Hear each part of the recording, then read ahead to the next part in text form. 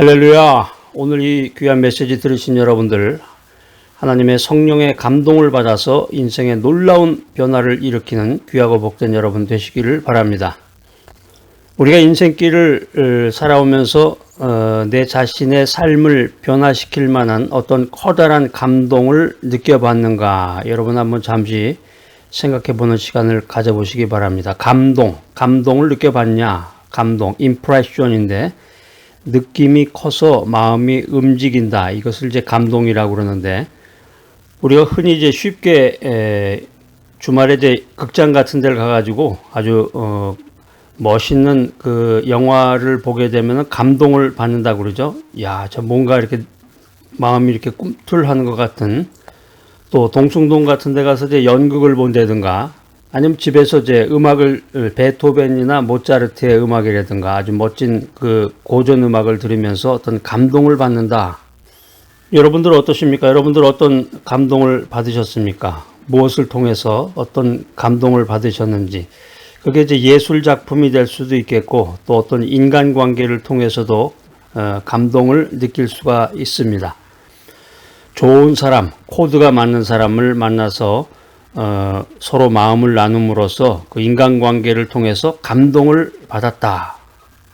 그 감동을 통해서 어떤 변화를 느꼈다는 거죠. 그러니까 우리가 이제 인생 살아가면서 참 이 감동이라고 하는 것이 변화를 주는 건데 참 고마운 거예요. 그래서 나에게 감동을 주고 또 그 사람과 교제를 나누면서 인생의 전환점을 갖게 됐을 때 참 고마움을 느껴야 되는데, 인생이라고 하는 것은 아이러니하게도 고마워하기보다는 외면하고 원망하는 그런 인생을 살아가는 경우가 많습니다. 여러분 잘 아시는 그 이야기 하나 있죠. 어떤 아주머니가 자기 딸을 데리고 이웃집으로 놀러 갔는데, 그 이웃집에서 그 자기 사랑하는 딸에게 사과를 하나 주니까 그 엄마가 딸에게 그러는 거예요. 자, 사과 받았는데 뭐라고 그래야 되냐, 아줌마한테. 그러니까 그 딸이 하는 말이, 아주머니 사과 좀 깎아주세요, 그러더래요. 여러분 같으면 뭐라고 그러겠습니까? 우리 어렸을 적에는 사과 받으면 고맙습니다, 잘 먹겠습니다, 그런 말을 해야 되는 것이 당연한 건데, 그렇게 고맙고 감사하는 마음보다는 사과 좀 깎아주세요, 이렇게 얘기를 한단 말이에요, 요즘 사람들은.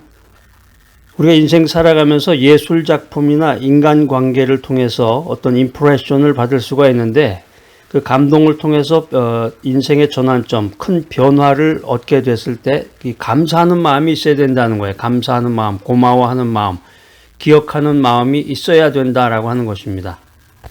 우리 믿음의 사람들, 하나님 중심으로 인생을 살아가는 성도들에게 있어서 이 가장 큰 임프레션은 뭐냐? 이것은 이제 한마디로 말하면 물과 성령으로 거듭나는 중생의 체험을 말합니다. 흔히 이제 구원의 감격이라고 그러는데, 구원으로 인한 감격. 그래서 아마 사람들마다 이 구원의 감격은 다 다를 거예요. 장소와 시간, 방법이 다 다를 텐데, 부흥회나 이제 부흥 사경회 같은데 참석해서 부흥 강사에 그냥 막 열정적인 그런 메시지를 듣고 성령 체험도 하고 구원의 감격을 얻은 사람도 있을 테고, 기도원에 가서 기도하는 가운데서 또 성령의 은혜로 구원의 감격을 받은 사람도 있을 테고, 또 찬양을 통해서 구원의 감격을 얻기도 합니다. 이 성도들에게 첫사랑처럼 뜨겁고 그리스도를 위해서 불 속에라도 뛰어들 용기를 주는 것, 그것이 바로 구원의 감격이다, 구원의 감격이다라고 하는 것입니다.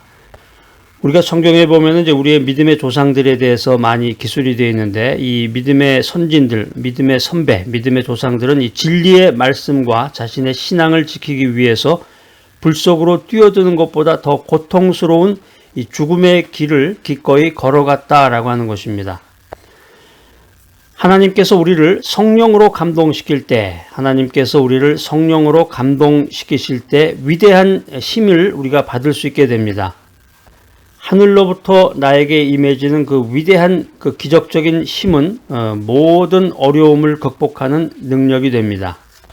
우리 주변에 보면은 어려운 일이 있으면 그냥 바로 포기해버리는 사람 많죠. 문제를 해결해야 되는데 모든 문제에는 해답이 있습니다. 문제를 해결해 나갈 생각은 하지 않고 문제를 직면하면 바로 그냥 방향 전환을 해버리는 사람들이 있습니다. 그런 분들은 이런 오늘 메시지를 들으시고 이 구원의 감격을 생각해야 될 것입니다. 어떤 감동을 통해서 인생의 전환점을 터닝 포인트를 갖고 특별히 믿음 생활하면서 우리가 성령의 감동을 받아서 모든 어려운 일들, 문제가 닥쳤을 때 인생에 어려운 일이 생겼을 때 그 문제를 회피하는 것이 아니라 문제를 극복하고 문제를 이겨나가고 문제를 해결해 나가는 신앙인이 되어야 되겠습니다. 우리가 인생을 살아가면서 특별히 가치 있는 인생을 살기 위해서 가치 있는 인생을 살기 위한 변화라는 것은 무엇이냐? 첫 번째는 새로운 인격으로 변화하라 하는 것입니다. 세상에 있는 모든 것들 중에서 하나님을 닮은 존재가 있는데 하나님께서 하나님의 형상대로 지으신 인간입니다. 창세기 1장 27절에 이 말씀이 기록이 되어 있는데 이 말은 인간의 외모가 하나님을 닮았다는 말이 아니라 하나님은 영이신데 인간의 인격이 하나님의 인격을 모델로 해서 창조되었다라고 하는 것을 의미하고 있습니다.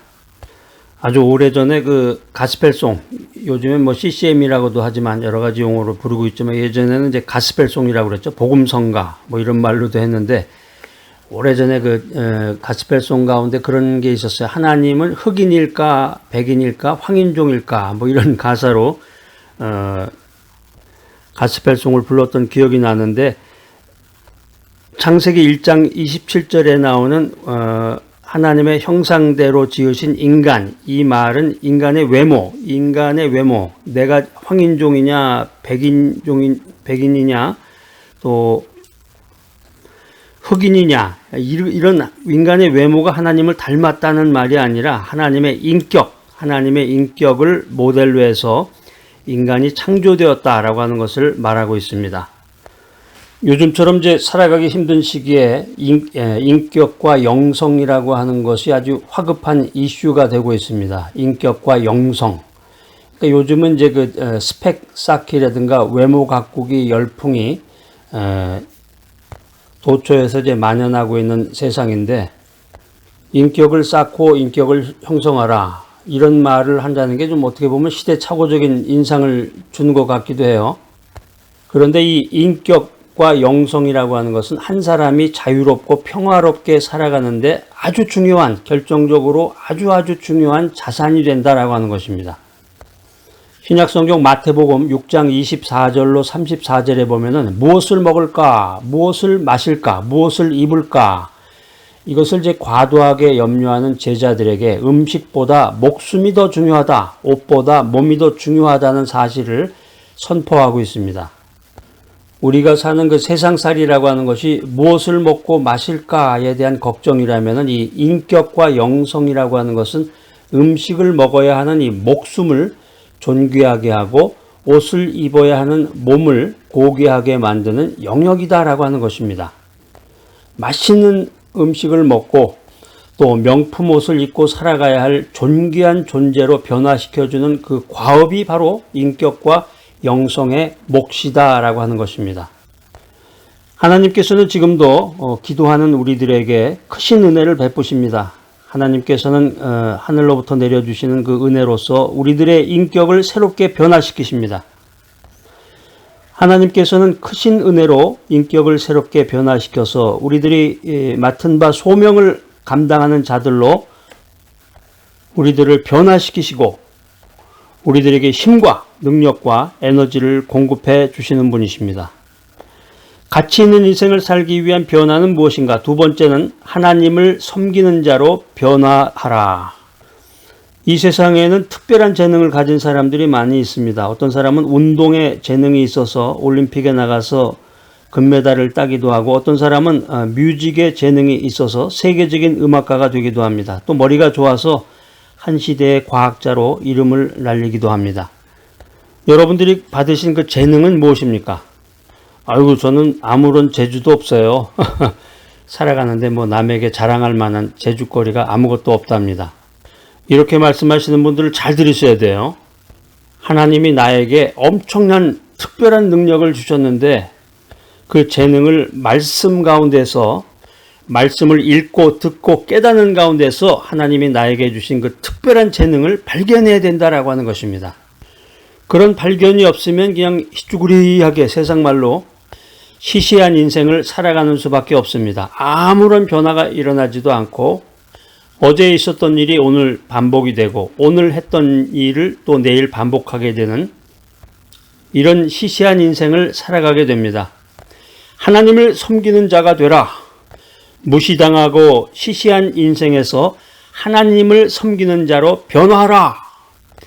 하나님을 섬기는 자로 변화하라. 이러니까 너무 엄청난 것만을 생각하시는 분들이 많은데 여러분들이 이미 받은 은혜, 여러분들이 이미 받은 복음을 가지고 여러분 주변에 친구나 지인이나 아는 사람에게 자꾸 그 복음의 메시지를 전하면 되는 거예요.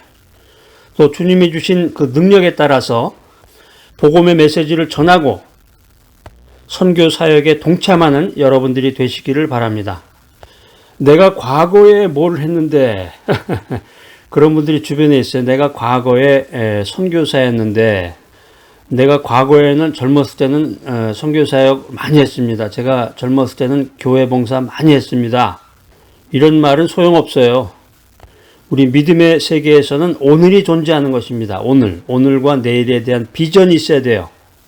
여러분들이 지금 현재 주님의 복음을 전해야 된다. 지금 현재, 오늘, 지금 이 시간 주의 말씀을 전하는 최선봉에 서야 된다라고 하는 것입니다. 그리고 내일 선교와 복음 전파에 대한 비전을 가지고 오늘 잠자리에 들어야 됩니다.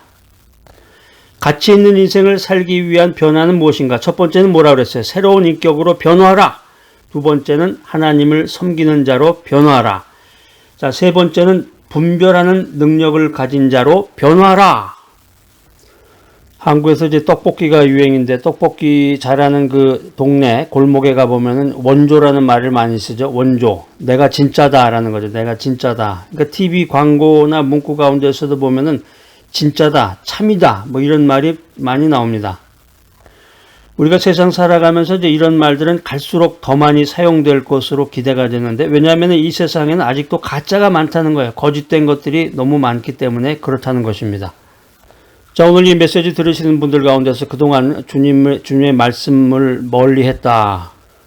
신앙생활에 소홀했다. 이런 분들은 말씀을 사모하시기 바랍니다. 말씀을 듣고 그 들은 말씀을 바로바로 실천해 나가야 되겠습니다. 오늘 한번 기도해 보세요. 간절한 마음으로 무릎을 꿇고 그 자리에서 무릎을 꿇고 조용히 주님과의 그 은밀한 시간, 주님과의 친교의 시간을 가지시기 바랍니다.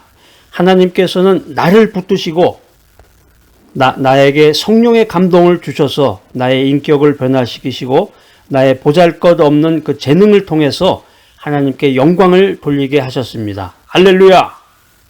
그리고 더 나아가서 참된 것이 무엇인지 진리를 분별할 수 있는 영안을 뜨게 해주신 분, 그분이 바로 하나님이시다. 아주머니가 자기 딸을 데리고 옆집에 갔는데 사과를 주니까 사과 좀 깎아주세요. 그렇게 얘기했던 것처럼 여러분들이 믿음 생활에서 그런 태도를 취하면 안 되겠고 주님이 주신 모든 것에 대해서 감사하는 마음을 가져야 된단 말이에요. 나에게 감동을 주시고 감동을 통해서 나에게 인생의 변화를 주신 그분을 찬양하고 그분께 감사해야 되겠습니다. 여러분 잠시 눈을 감아보세요. 눈을 감고 나의 그 인생을 한번 생각해 보세요. 나의 어린 시절, 나의 젊었을 때, 나의 장년 시절, 그리고 오늘의 나, 보잘것없는 나였는데 주님께서 나를 들어 써주시고 내가 복음 전파하는 복음 전도자로 나를 삼아주셔서 보잘것없는 나를 통해서 주님께 영광을 돌리게 하신 그 놀라우신 주님, 성령의 감동으로 말미암아 인생의 변화를 체험케 하신 그분, 할렐루야! 할렐루야, 할렐루야. 정말 감사합니다. 감사합니다. 그래서 이제 오늘부터 여러분들 결단하세요. 원망하지 마시고, 사람에게 원망하지 마시고, 어떤 그 문제가 생겼을 때 기도하면서 그 문제를 해결해 나가는 여러분들이 되시기를 바랍니다. 그래서 우리가 말씀을 들을 때마다 우리의 구원을 위해서 참으로 놀라운 일들을 행하신 하나님께 진정한 감사를 드려야 된다라고 하는 것입니다. 자, 오늘 이 귀한 메시지 들으신 여러분들, 성경의 한 말씀 한 말씀이 오늘날 나에게 주시는 하나님의 살아있는 말씀으로 믿는 복된 성도가 되기를 간절히 기대합니다.